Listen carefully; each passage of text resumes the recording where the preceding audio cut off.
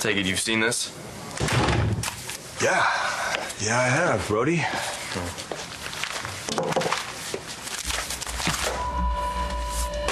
Looks like your girlfriend's intent on making her name for herself.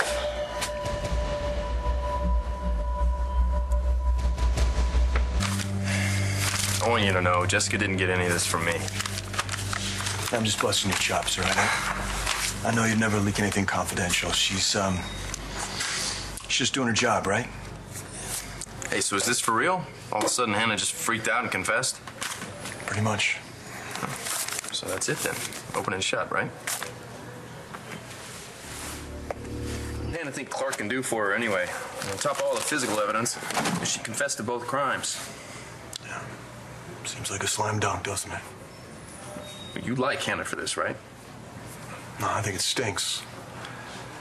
You know, from the moment we caught up with Hannah, she insisted she hadn't done anything to Ford or Marty. No, anybody would deny that things... No. She claimed to know who had pushed Marty.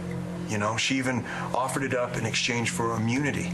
And she's a smart enough girl to know that the deal would be taken off the table if she couldn't deliver. But she was still insisting she had a hand to play. She's alone with the lawyer for 2 minutes. She has a meltdown, and suddenly she's copping to both crimes. You know what, Brody? It just doesn't make any sense at all. As far as I know, there's 2 people who know why that is. One's crazy Hannah. The other's her lawyer, Eli. Robert, you should really pay closer attention to what you read. It says right here in the Sun, Hannah confessed to attacking Marty. Yeah, well, she also confessed to attacking me, but we both know that's not true either. I don't see what one has to do with the other. So, this is what you meant when you said that getting Hannah locked up would kill 2 birds with 1 stone? Somehow, you got Hannah to take the rap for you not once, but twice? Oh, you have a vivid imagination. Well, then I guess I don't get it. Why did you go after Marty Saybrook and her baby? Why do you insist on asking questions when you don't want to know the answers? Didn't you decide that knowing too much nearly got you killed? You're right. Forget it. No. I think you need another lesson. Unless you want your baby brother to learn it for you. I said, forget it. Now we're getting somewhere. Excuse me. Elijah Clark. Hey, it's McBain. I was wondering if you could come down to the station. I need to talk to you about Hannah O'Connor. Yeah, I'll be right down. Hey, come on in. Thank you. You know Officer Lovett, right? Mr. Clark? Yeah, have a seat. Thank you. Have you gentlemen heard anything from St. Anne's about my client? I'm afraid not. You know, I spent most of the night last night trying to get in to see her, but security wouldn't let me through. You know. United is over there, right? It's a nut house. I called over there. The doctors were in there examining Hannah. They said no distractions, all that. Well, there's thorough, and then there's depriving someone their right to counsel. Let's hope they hurry things along. I'd hate to have to drag a judge into this. Of course not. Then you might have to answer some uncomfortable questions. Right. Excuse me? Counselor, 2 minutes after your client met with you, she suddenly has a meltdown. You want to tell me what really went on in that room? Happy to cooperate here, gentlemen, but just so we're clear, I can't say anything that would compromise my client's case.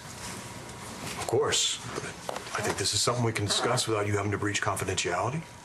Okay, just so long as we understand each other.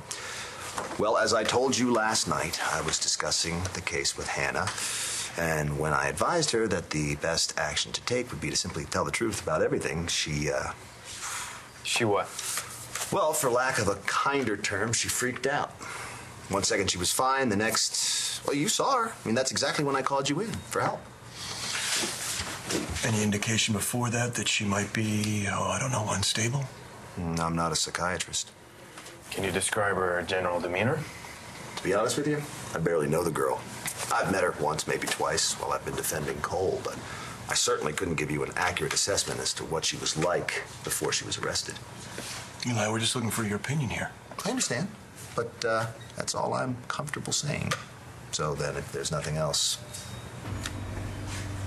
Hey, what the hell, thanks for coming in. Happy to help. Yeah. Good day, officers. Eli. Welcome back, Commissioner. Good to see you. Well, thank you. Hey, give my best to Nora. I sure will.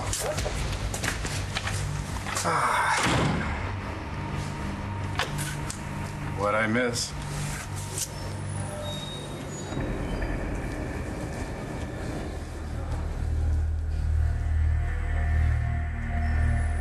Are you kidding me? Hey, how was that honeymoon? Oh, it's great. Yeah? No skunks. On a surf, sand, sun, big sky. Sounds great. Oh, it was wonderful. It was just perfect. So now I think you better bring me up to speed. What was Eli doing here? Eli, well, he is representing Hannah O'Connor. She confessed to attacking both Marty and Ford.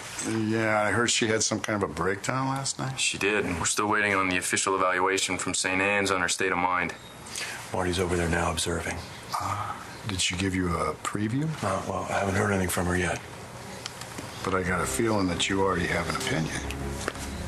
You don't miss much, do you, Buzz? Yeah, I think this girl Hannah's faking it, and I think Eli put her up to it.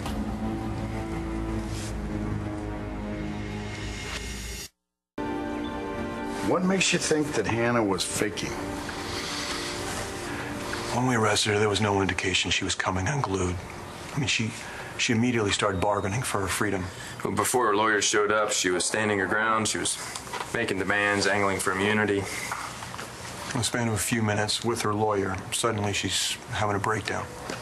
So you think that Eli advised her to fake the breakdown to avoid jail? It's possible. Who else knows about this? The 3 people in this room. That's good. I think we better keep it that way. These are serious accusations, and if they're true, then I think that we have to watch our steps. We don't want some shark making waves.